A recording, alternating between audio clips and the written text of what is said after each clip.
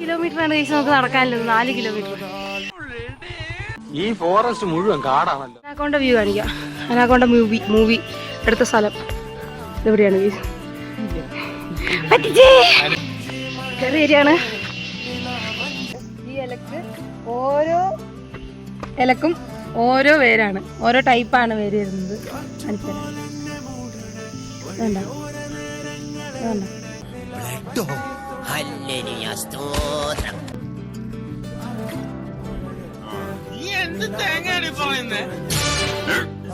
എനിക്കൊന്നും മനസ്സിലാവുന്നില്ല.